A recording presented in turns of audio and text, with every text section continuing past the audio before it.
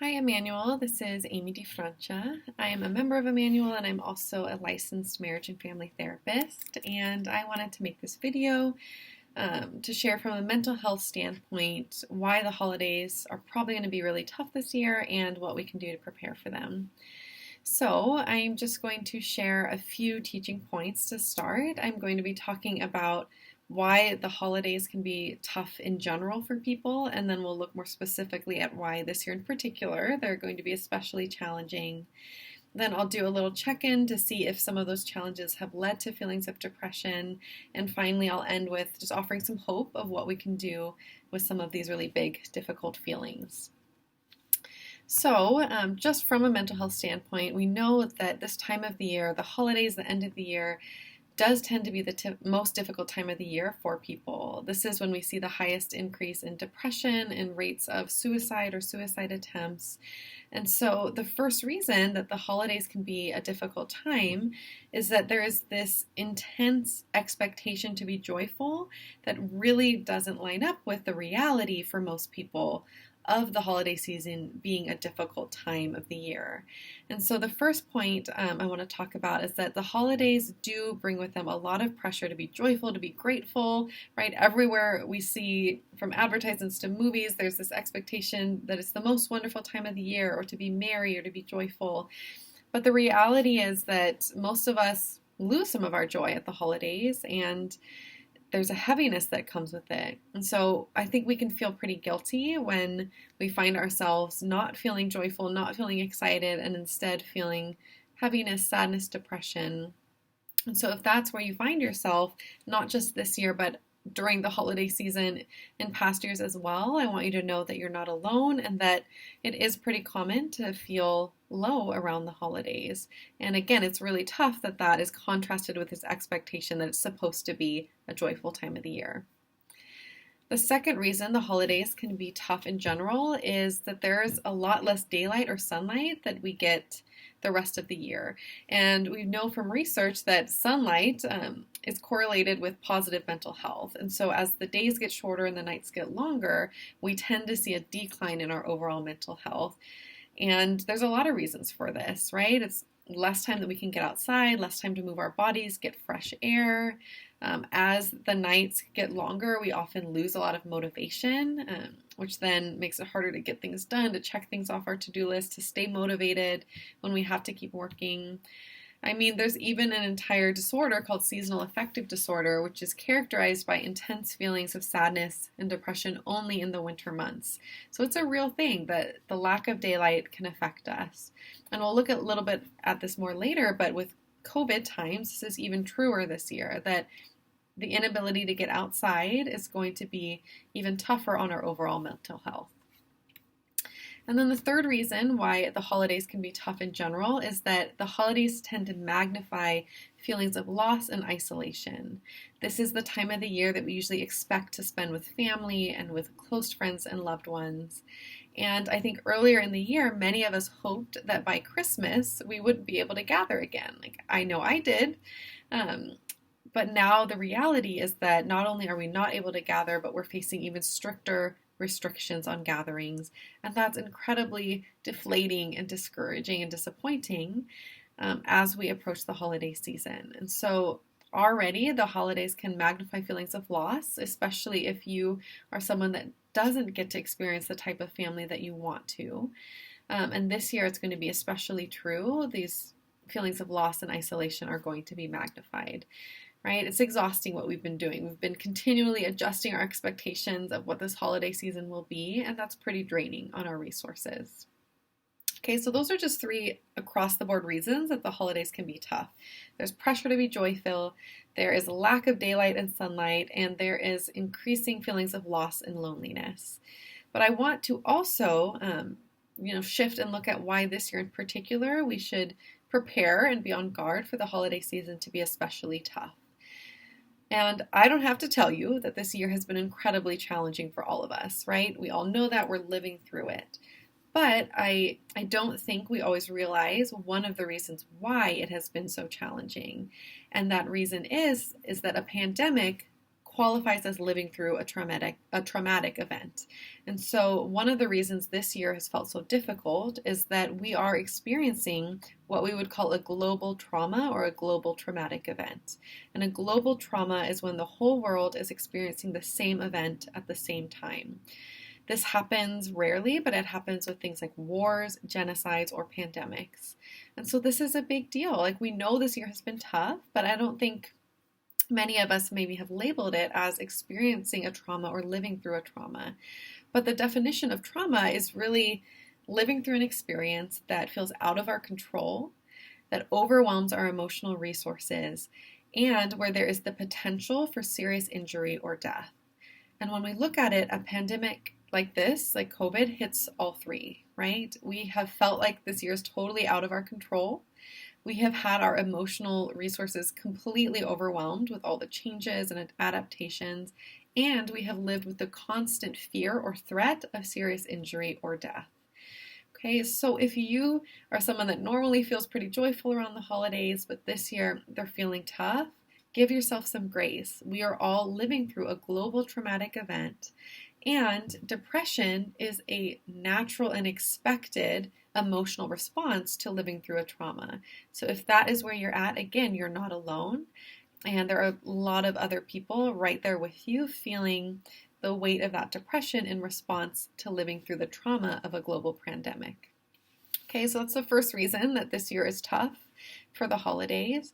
The second is, just like I mentioned earlier, those feelings of loneliness and weariness are really heightened because of COVID, right? I think we can all acknowledge that by this point of the year, we're tired, and it's been a long time since we've been able to gather with our loved ones the way we want to.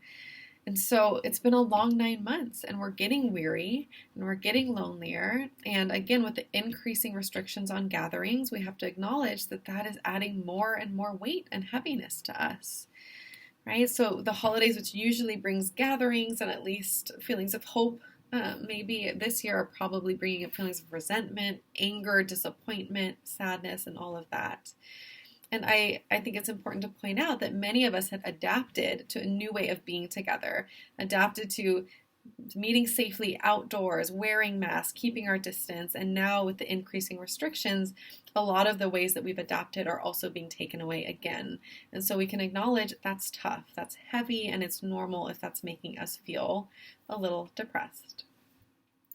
And the third reason that COVID is especially making this holiday season difficult is that COVID has taken away most of the ways that we have learned to recharge or engage in self-care. And I think, again, this isn't something that we really acknowledge. But most of us throughout our life have figured out things that make us feel filled up when we are feeling down or low or depleted. And when we acknowledge it, COVID has pretty much taken away most of those things. Not all of them, but a lot of them, right? So think about it for a second with me. If we're feeling down, we can't just go meet up with a friend. We can't just go to a coffee shop and sit there and sip our coffee. We can't go to the gym and work off that energy. We can't take a fitness class. We can't just go walk around the mall. We can't just go to the movies. Like, all these ways that we used to recharge and fill ourselves up have been taken away with COVID. And it's okay to acknowledge that that's tough, that's heavy. We have spent all year trying to find other ways to fill ourselves up and probably still feeling like our cup is pretty dry. And now, luckily, we still have the ability to draw on our faith as a coping resource. And I think many of us are turning towards our faith in even a stronger way. But it's also okay to acknowledge that a lot of the other ways you used to take care of yourself, you can't anymore. And that's tough. And at this point in the year, after 9 months of that, we're getting tired and we're wanting to be filled up again. Okay, so those are 3 reasons that this year in particular is difficult because of COVID, right? We see that we are experiencing a global traumatic event. We see that the feelings of loneliness and weariness are increasing, and we see that we have limited coping skills or limited ways to help ourselves recharge. And so with all of that, it is natural if some of you find yourself in a place where you are feeling a little bit depressed. And so I do want to take a minute to just go through what the symptoms of depression are so that you can listen to them and help yourself figure out, if what you're experiencing is a normal sadness to these overwhelming circumstances, or if what you're experiencing might be categorized as depression. And if that's the case, it just means you're going to need a little extra support, probably to get through this holiday season. So I'm going to go through the symptoms of depression. And if you are part of the Emmanuel Facebook group, I'm also going to upload a handout that includes these, so you'll have them as a resource. But obviously there's the main one, feeling sad and depressed. But there is also a loss of interest in activities that you used to enjoy or that used to bring you joy. There are changes in our appetite and changes in our eating patterns. So this can go on both ends of the spectrum, either losing our appetite and experiencing rapid weight loss, or eating all the time and experiencing rapid weight gain. There are also changes in our sleeping patterns, and again, it could be on either end of the spectrum. We could experience insomnia and difficulty sleeping, or we can find ourselves wanting to sleep all the time and having difficulty getting out of bed. There's a loss of energy and increased fatigue, right? The heavy feeling, real lack of motivation, like even simple tasks feel like they take a monumental amount of energy. There can also be changes in the way that we present our physical body, meaning sometimes we start moving a lot slower than we used to. We're walking slower, just everything feels like we're moving through mud. Or again, on the other end of the spectrum, we might start engaging in nervous tics, like hand wringing or pacing, or just feeling like we can't sit still. So it could be either end of the spectrum, but a change in how we present physically with our bodies. There's also often feelings of worthlessness or feeling guilty about things, which I think in COVID times is especially true. There's a lot of guilt. And there can be difficulty concentrating, thinking, making decisions. Even if you're someone that normally is really great at making decisions and can, think through things, it just feels like things are fuzzy. You might feel paralyzed when you have to make a decision. That's a normal part of depression as well. And then the last symptom of depression is thoughts of death or thoughts of dying. And that's a scary one. And so I want you to know that if that is something you're experiencing, that there are places you can reach out to, resources you can reach out to help you through that. And they are included on the handout that I will post to the Facebook page. But if you are experiencing thoughts of death or dying, I would say definitely reach out to someone in your life. And you're also welcome to reach out to the church as well, and we can help connect you to some support. Okay, but looking at this list of symptoms, there's a lot of different ways that depression shows up. And one way to check to see if what you're experiencing is normal levels of sadness or clinical depression is to look at the duration, the frequency, and the intensity of those symptoms, okay? So from that list, if you check 5 or more of those symptoms, if they have been present for 2 weeks or longer, and if they are really impacting your ability to function, meaning your ability to take care of yourself, take care of your family, work, then it would indicate a depression. And that might be the time to reach out for more support. And Connie Carmen, if you don't know her, she's a great person to reach out to for support. She's our spiritual director here at Emmanuel, and she could help connect you with people to help talk through these symptoms of depression. Okay, so I've covered why the holidays are tough in general, why this year in particular we should expect them to feel difficult, and we've looked at the symptoms of depression and done a little check-in to see if we might be experiencing some of that. And so that's heavy, it's a lot, and I don't want to leave us there. So I want to end by talking through what we can do to cope with these difficult feelings and to hold on to some semblance of hope for this holiday season. And so I want to start by saying the first step is usually to acknowledge those heavy, difficult feelings. So if anything I was saying resonated with you, let yourself sit with it, let yourself talk to someone about it. But we don't want to get stuck there in just these big feelings of grief. And so one thing I want to encourage all of us to do this holiday season is to really intentionally embrace the fact that it's going to be different. Okay, no matter what, this holiday season is going to be different than any other one we've lived through, different than what we want it to look like. And it's okay to mourn what we're losing, but we also can take some control by leaning into what's different and trying to find ways that we can intentionally make the most of the fact that this holiday season will be different.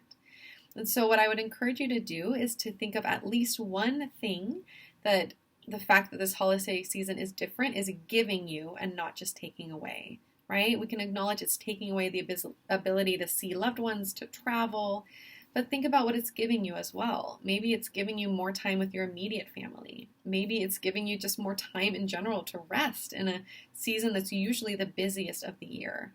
And so just for your own health, try to think of at least one thing that this holiday season can give you and not just what it's taking away.